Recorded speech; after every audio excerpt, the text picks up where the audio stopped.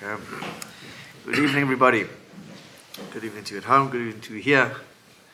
Little recap. If there's anyone joining for the first time, I'm not a rabbi. My name is Doron Yitzchak Gibor, and I'm a specialty coach. I help people break through unconscious blockages, things that just seem like bad luck. Banai Chayim Mazonai is what they're called in the Torah, and they are Banai is my children, which is intimate relationships.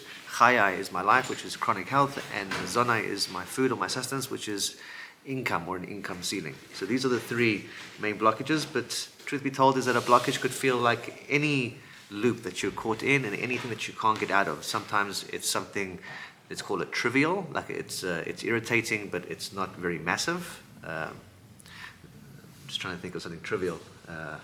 Not finding parking, when you're going to a meeting, or always being late.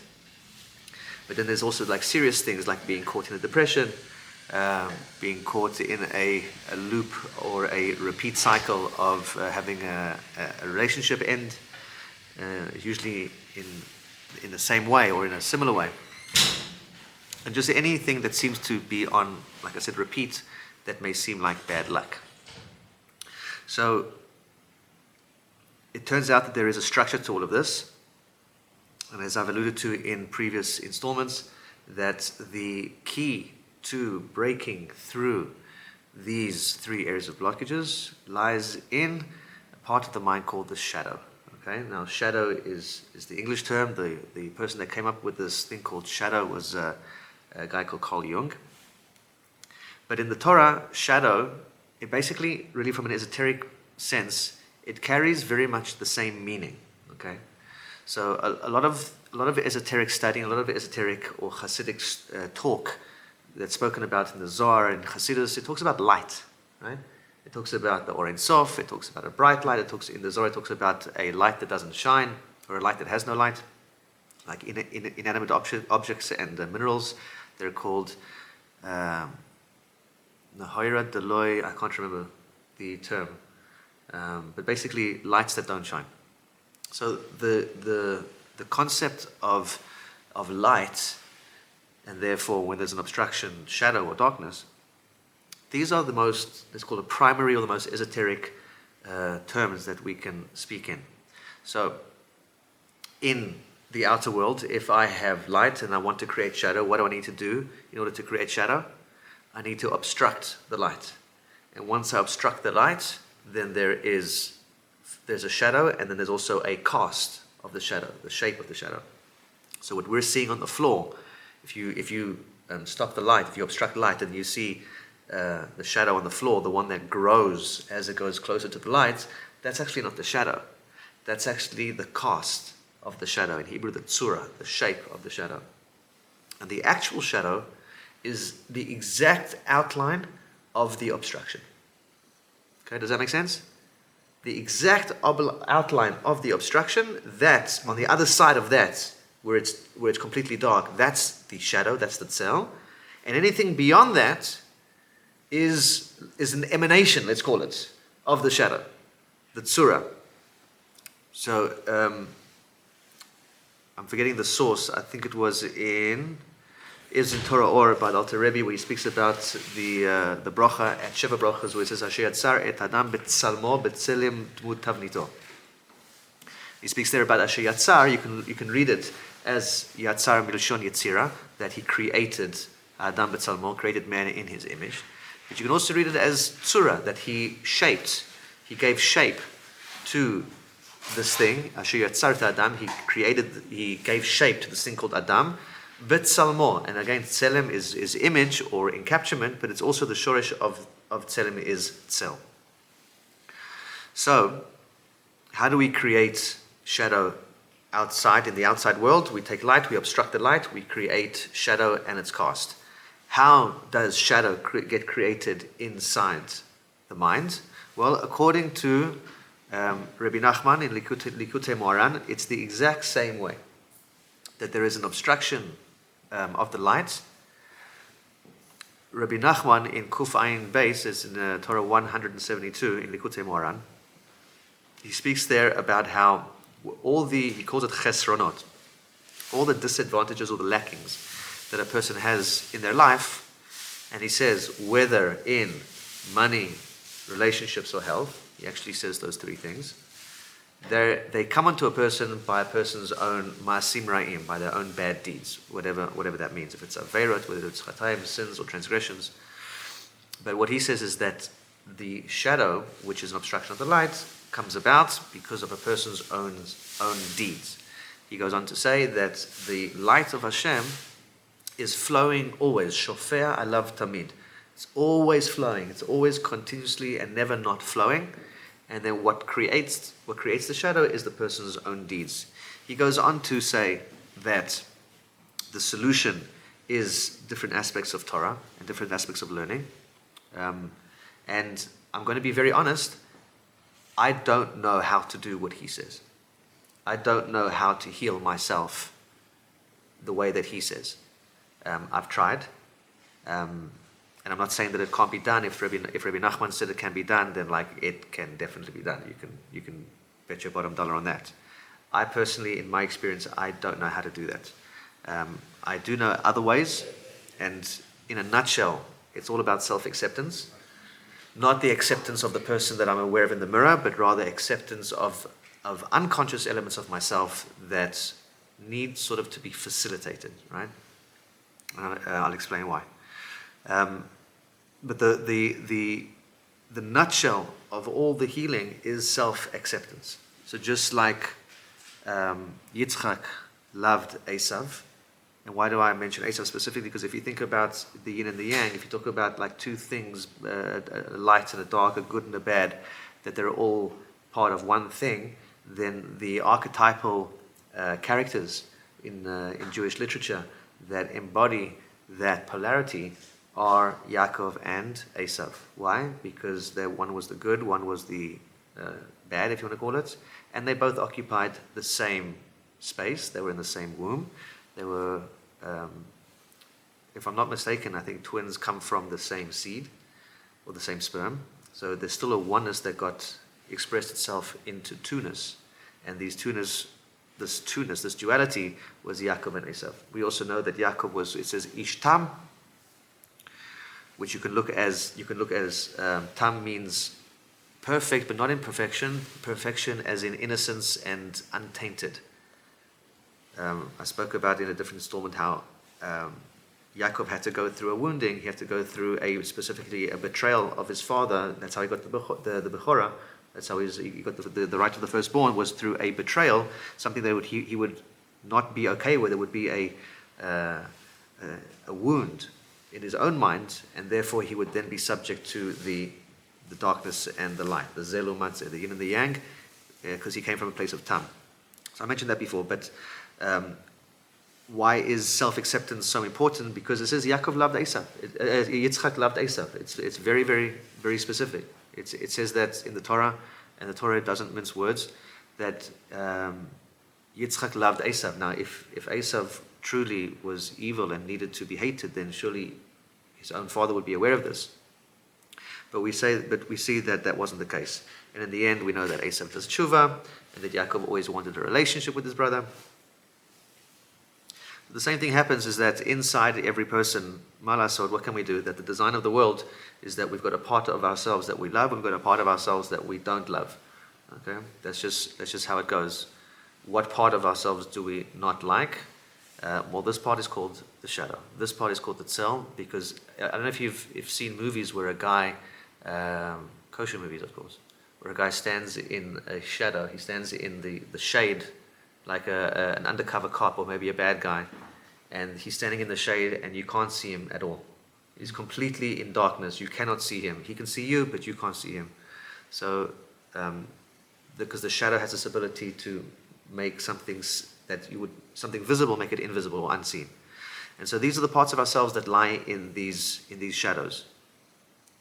I have mentioned before, and I'll mention again briefly, how to go about them and what it is that needs to be uncovered in order for you to have some self-awareness and some self-acceptance in this specific regard. Because if you don't know how to do it, if you don't know what needs to be done,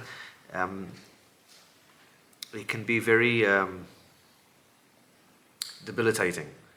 And if you happen to be stuck in a loop of depression where these beliefs like I'm not good enough or I'm not worth anything, or if they're really strong, it's not for nothing. Your neshama is going through a purification, and if you're old enough to know that when suffering needs to end, it ends like instantly when it needs to end.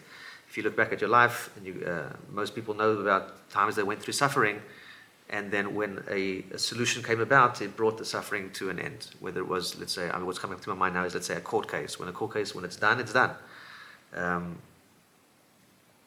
The reason for this is because suffering is learnt in Kabbalah. Suffering is a purification of the levushim of the neshama, the garments of the neshama. So when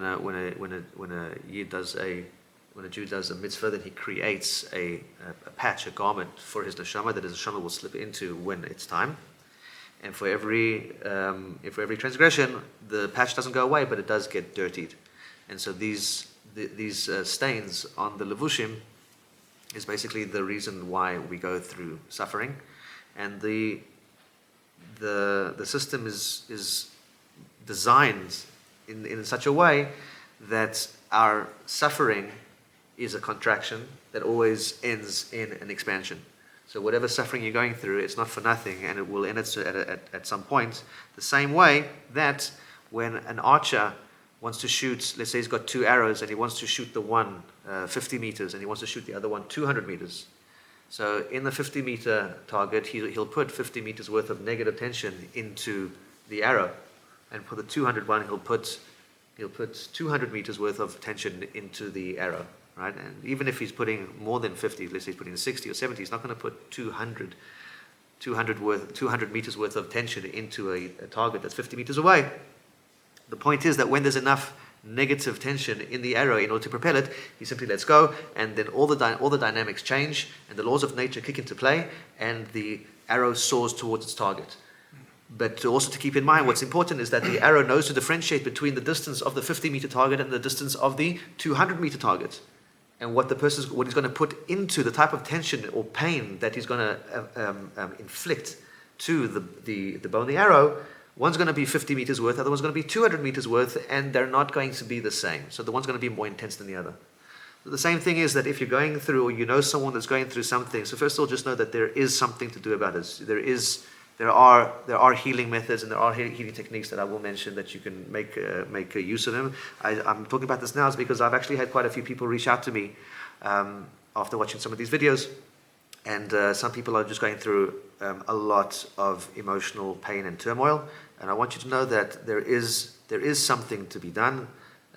It doesn't have to be medication, and if someone's on medication, I'm not knocking it. It's just that medication doesn't heal wounds. It treats symptoms, and so we're here essentially to heal our wounds. And the only way that that can happen is if you are caused enough inconvenience in your life that you cannot be distracted by anything else, and you have to deal with it. So until there comes that point, unless you're a person that is so inclined that I want to heal my wounds no matter what, and this is why I'm here, and you're someone that goes on retreats and you go on workshops and you do these things because this is what you want to do. If you're not a person like that and you just want to get on with life, and you want to achieve your goals, there's nothing wrong with that, just know that your wounds at some point will make themselves so known that you will not have a choice at some point but to actually deal with the wounds and not to take something that's going to make the pain go away. But the other point I want to make about this, and this was talking about the time of pain, is you're going through the pain that you're going through. If you are going through pain, it's from a very high spiritual place. Okay, suffering comes from in the name of Hashem. You've got if we divide it into Yud and Hey and Vav and Hey, if we divide it into 2 groups, the Yud and the Hey, and the Vav and the Hey, the Yud and the Hey is the hidden world. It's called Alma di Iskasia, the hidden worlds, right? And Vav Hey is Alma di Iskalia, the revealed worlds. And we know, I think it's in contra which Perik in Tehillim, but David HaMelech says, Ashrei HaGeber Asher Tihasreno Ka Mitoratcha Tilamdenu, that happy or blessed is, or fortunate is the man, Asher Tihasreno Ka, that he gets put through suffering, Yisurim, from a place of the Yud and the Hey, which is these hidden worlds. And so, whatever pain you're going through, there's no conspiracy against you. In fact, there's a conspiracy for you. and there is no there is an end in sight. There is an end at some points. You're going through an exact amount of contraction in order to have your purification of your levushim, but also to create enough force, enough potential in order for you to expand to where it is that you need to expand to.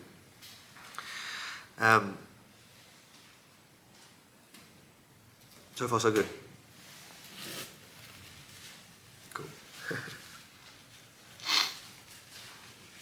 So the way that this is designed in order for us to have these shadows, why is it important to have shadows? Because until Mashiach comes and the program that we live in changes from a Yud and a Hey and a Vav and Hey to a Yud and a Hey and a Yud and a Hey. We know this because in the end of Aleinu it says, Bayom Ahu Yiyeh Hashem Echad U'Shem Echad, that Hashem's name will be Yudka Yudka. That until that time, the way that the world is designed is that in order for things to expand, they have to contract first. In order for there to be an aliyah, there has to be a yerida first. That's the way it has to be. Now, what that means on a much deeper level is that in order for me as an adult, in order for you as an adult, and in order for your kids as adults, in order for them to have purpose and to be kalim, vessels for an emotional experience called fulfillment, which is basically your shlichut. Is when you experience fulfillment, you get this it's almost like a rush. There's an emotion, a very good emotion that a person experiences when they're experiencing fulfillment, that it's like it's a knowing that this is what I'm meant to do, and you never get bored of it, right? You never get bored of it, which if you think about it is actually a bit of an anomaly, because when a human being does something over and over again, you get bored. But when you do your purpose over and over again, not only do you not get bored, you get fired up, and as if you're doing it for the first time, there's something neurological that happens, and that's why it's based on childhood wounding. There's a neurological wiring that prevents me from getting bored, and in actual fact does the exact opposite. So what this means, good people, is that in order for you to have purpose and an opportunity or a chance even to experience fulfillment, that means that you have to have wounding. You have to have the negative imprint. So if those of you that remember Kodak pictures, first came the negative, there was a negative imprint. That's what gets developed. And then you have the positive picture that goes into the album, that goes into your coffee table. But all of that could not happen without a negative imprint. Okay? Going deep today for a change. Where does this negative imprint come from? It comes from a design called, not only, but also, this is what puts it all together, it comes from a design called the Yetzer Hara.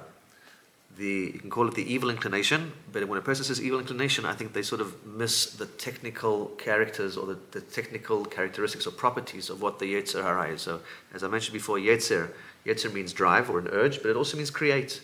Right? Asher yatzarta adam, from the world of Yetzira. Yetzira means to fashion something that's been created. Bria is actually created from nothing, but Yetzira is something that gets created from something, or fashion rather, something that's already been created. Yesh mi'ayin, ex nihilo. And hara means that of evil, right? It does not mean evil. So if it was evil, it would be Yetzer Ra, just like the good inclination is called Yetzer Tov and not Ha Tov. So this is the Yetzer Ha-Ra, right? Of evil. That means that just enough was taken and inserted into us so that it could work its magic, okay? And I'll explain by work its magic.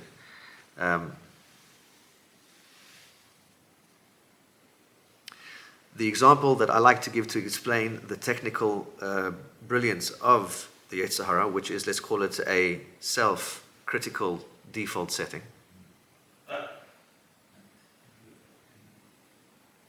So if you were an engineer or a designer and I said to you, I'm going to give you this bow and arrow, and what I want you to do for this bow is I want you to design a mechanism that goes onto this bow. And it's a smart mechanism, so it picks up, when you put the arrow into the bow, it picks up that there's an arrow in the bow, and it automatically begins to find the right angle based on the size of the bow and the weight of the arrow. And then it begins to pull back the arrow to its maximum contraction. And then once there's the maximum amount of contraction at the most ideal angle, it also lets go of the string. and shoots the arrow to its maximum expansion. So we could basically call that an automatic arrow firing mechanism, okay, which would be brilliant. So that's basically what the Yetzer Hara is. It's a continual contraction on an emotional level, on a mental level. I do not think that it's on a spiritual level because the neshama is pure. But there's this continual contraction in the form of self-criticism or a default self-critical thinking that guarantees that there's always going to be a contraction of my being. There's always going to be, if I'm a spring, someone that's going to, or something that's going to push me down and contract me. If I'm an arrow, there's always going to be something that's going to create this bow and then release it, guaranteeing what? My maximum expansion. It's brilliant. It's absolutely brilliant. It sucks for us, at least some of the time. And the thing is that while we're these arrows flying through the air, because we've got a memory and an ego, an identity, we hate the arrow and we hate the archer for all the pain that it put us through when we were in the bow. Which is where healing comes in, because healing is basically reconciling the gifts that I have with how I got those gifts. I'm watching. I was looking at something else. Reconciling the gifts that I have with how they got there, because human gifts, they don't come in wrappings. Human gifts come in wounding. Human gifts come in wounding. So where I'm wounded, I'm the most accomplished, says Carl Jung. And where something hit me the hardest, it means the most to me. Yeah, that's an easy way of understanding it. Mm-hmm. Where I got hit the hardest, it means the most to me. So this is the result of an imprint. So see, we are running out of time, and there is not a chance that I'm going to be even 1 minute late this week. So I'm going to end off with just giving some resources for people that might be going through things and would like to, even heal themselves. So first of all, shadow work is, while it's highly effective, it's grueling and demanding and needs facilitation. And because the results can be so massive on the other side, it's usually not cheap. Okay, if a person's going to double or triple their income, they're not gonna get it for a couple $100. I'm not saying that it doesn't exist. I'm saying that it needs to be facilitated, and if you're going through a lot of pain, it may not be the right thing. So the healing techniques that I endorse, that you can check out online on YouTube or wherever you want, is you've got something called the Sedona method, which is a form of letting go. It's really cool and really simple. It's actually mind-blowing how simple it is and how it works. My number one go-to healing technique, which works on meridians, which is basically the same process as acupuncture, is called EFT tapping, emotional freedom technique. But if you go on to, if you do a Google search and look for tutorials on EFT tapping, you will find everything that you can think of, and it really, really, really works. It really works. It's amazing. Those are the two that I'm going to leave you with tonight, because there are other things, but they require a lot of facilitation. CBT is fantastic, but it requires facilitation.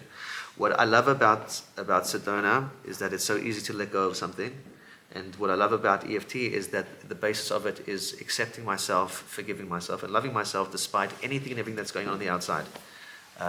It's quite mind-boggling for me that if I'm angry with someone else and I start doing this tapping technique, then I don't speak about the other person at all. I just basically say, I love and accept and forgive myself, and the anger goes away. There happens to be a Jewish source for this, and that is this: because we're tapping on meridians, or if it's acupuncture, the needles go into meridians. Meridians are lines of energy through which the energy in the body flows. If they're blocked, then there is some sort of discomfort. But there are 15 body sfirot, and in Chassidut they're referred to as the 15 yesodot, and yesod means element. And they are We can see them in the Siddur after Shema. V'yatzi v'nachon v'kayam v'yasher v'neman v'ahov v'chavi v'nechmad v'nayim v'nora v'adir u'metukan u'mekuba v'tov v'yafeh. So those are the 15. And the 7 energy system, which is referred to as chakras, those 7 points are actually part of the 15 body spheroids. So they're actually part of it. If you want to look this up, you can get a book called Body, Mind and Soul by Rabbi Yitzchak Ginsburg, and he refers about these points on page number 100. One of my favorite books. So that is all for tonight. Wishing everybody a wonderful week. Those of you, people have reached out to me. If you want to, you're welcome to. I've got a lot of resources on my website, www.breakthroughmatrix.com. And if I can help anyone, I'd be more than happy to. Wishing everybody a wonderful week. Thank you for your attention, and have a good Shabbos. Thank you very much, Zoe. Hopefully for next week.